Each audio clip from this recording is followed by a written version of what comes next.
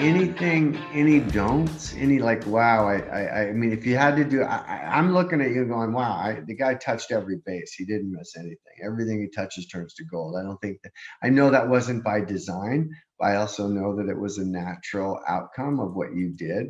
Anything that you kind of wish, boy, maybe I could have done this or hadn't done that, or anything jump out to you that way?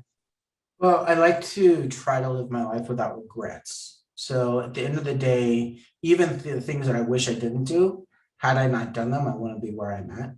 So I think that in essence, the biggest thing is don't live with regret. If you make a mistake or if you end up doing something that makes you feel like you're off course, just know that that may be the one thing to put you on course. So it's not necessarily getting wrapped up in, the here and the now, because the here and the now, if you maintain your projection or trajectory, you may not actually get where you want. It may be that mistake that actually drove you in the right direction. One of the things that specifically when it comes to, because obviously you have a lot of viewers who are probably looking for roles, probably feeling a little anxiety about interviewing and whatnot.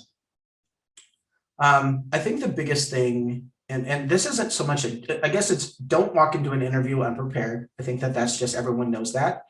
But also to don't look at interviews in the way that you're basically that you're trying to fulfill a job. You want to just to fill out a job.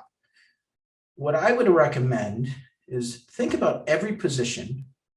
Reason why a company opens up a position is just because they're trying to solve a problem. So if I'm applying to a job, in essence, what I'm saying is I'm actually a solution to your problem. And so you've heard of Simon Sinek's The 5 Whys, right? I would always challenge any candidate, anyone who is about to apply for a role, is to apply those 5 whys to that role. Start off with the problem statement. X company is hiring a X role, and start off with, well, why? And once you get to that why, you go deeper. Well, why? And so maybe it's like, because they're trying to ramp up and they need to hire 10, let's just say 10 new recruiters, and be like, okay, well, why? And then be like, well, because they have a new product that they're bringing to market.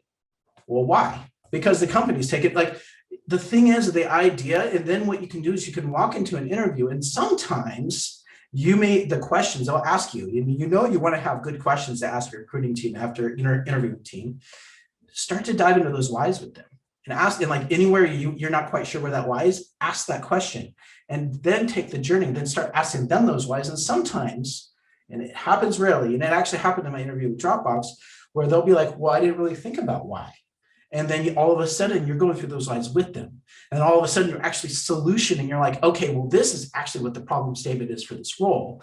And then here, let's actually look at why my experience is actually going to be a great fit for that. And all of a sudden you're actually learning together, and you're naturally going to be a fit for that role because you're actually really understanding why that role exists. And then you can actually pitch yourself as the solution for that role. And you can actually turn yourself into the solution for that role by going on that journey with your interview team. It's just a great way, I think, to interview, because in essence, it flips it from a typical interview of like, I'm interviewing for a job, I have an interview team, to more, no, we're working on this, working on a problem together, we're trying to come to a solution, which ultimately you want them to know the solution is to hiring you.